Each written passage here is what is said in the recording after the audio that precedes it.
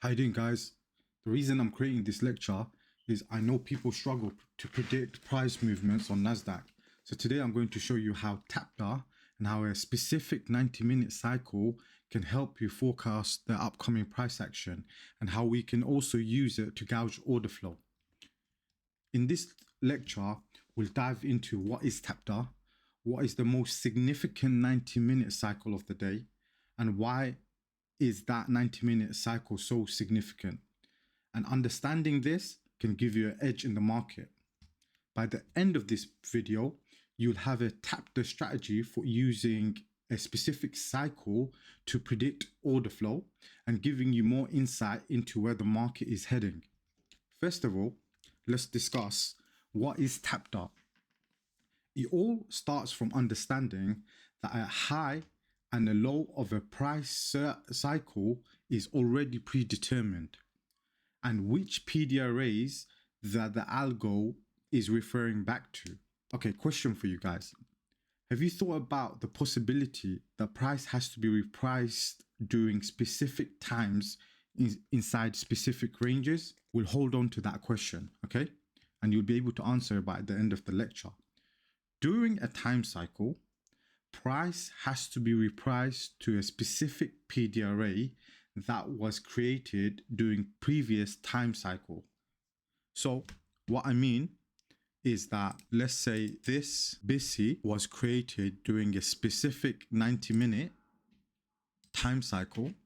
Later on, during that same specific 90-minute cycle, in the following days to come, price will refer back to that specific PDRA. For example, you may ask me, which 90-minute cycle? The 90-minute cycle that I'm referring to here is the 8:30 to 10 o'clock AM2 cycle. The 8:30 to 10 AM 90-minute cycle is a crucial period for intraday traders. The NASDAQ often sees heavy volume and significant price action during these 90 minutes, as it holds two significant volatility injection. One is the economic data releases in terms of the red folders, and the other one is the 9:30 opening bell. So if we refer back to it, let's say this is the price action that was during 8:30 till 10. That means within the following days to come, price will refer back to this price range, the whole price range itself in the upcoming days. And what we want to focus on is the price range itself, but the PDRA that was created during that 90-minute cycle, because that will help us gauge order flow. For example, if price is here during, let's say this is Monday, and during Tuesday, price is here, and at 9:30, price drops into this BISI and use it as support, then we can anticipate the price to continue higher. On the other hand, if we was to displace below it and use it as resistance, then we can anticipate price to continue lower. So that's how we gauge order flow. So we'll look at some chart examples. So as you can see, if we start off here, this was the range that was created during this specific 90-minute window, AM2 window. Look how price uses this price range as liquidity. So it takes out that low to continue higher. The same the next day. So this is the 8:30 to 10 o'clock. Next day, price refers back to that price range with an SMT with YM to continue higher. The price range, or the PDRA, or a high of a day, is normally created during these time cycles. So it is very significant to gauge order flow. So if we look at this 90-minute window of 8:30 till 10, we can see that was used to create the high of Friday.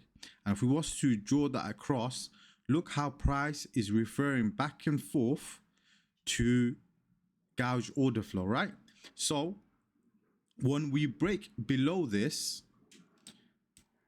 we go into a short-term sell program. So long as we stay below this price range, every time it retraces into it, we look for market maker sell models. But look what happens when it's between two TAPDA cycles, is that it will move back and forth, right, until we break out of it. The moment we break out of it, we can then look for longs, right? So now we should use this price range, this significant price range, and within that, look how many significant PD arrays are created. This is again a 8:30 to 9. I haven't drawn this out because it'll be too many boxes. Look again, 9:30, again 9:30. So we can see the significance of how price refers back to these specific ranges, right? So if we use that, knowing this, that longest price comes here, forms an SMT. Look, we have a 90-minute SMT to complete this market make and buy model, because we're using it as support, so we can look for longs. Again, the following day, London SMT, we look for longs, completing this market maker model. To make it high probability, what you can do is to bring ES into it, right? So if we bring ES into it, let's start off here. We know that we're above this specific 90-minute price level. So this is the rejection level. So we're using it as support. When price refers back to it again, ES refers back to it, we're looking for longs. Again, here we're continuously using this price range as support. ES is above it, we look for longs. Anywhere that, for example, here we're below it and we're above it, so the order flow here is unclear. So once we've broken below it, we were in between two 90-minute TAPDA price levels. So therefore, price just went back and forth until both markets broke out of it.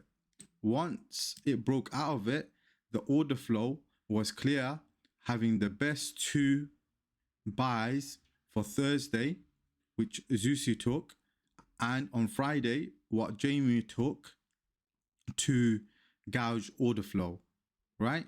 So I wanted you to understand the significance of a specific 90-minute cycle. I'll let you know which 90-minute cycle it was. I'll let you know why that 90-minute was significant. Now you know how to use it. If the following days we're using that price cycle within that time cycle as support, then on both markets, we can continuously look for longs. If we are below both of them and using as resistance, then we look for short. And if one market is above it and one market is below it, then the order flow is unclear until they're both above it. And also, the PD arrays that get created during this specific 90-minute cycle will be significant reference points that IPDA refers back to. I hope this lecture helps, because it really opened my eyes to concentrate on a specific 90-minute cycle.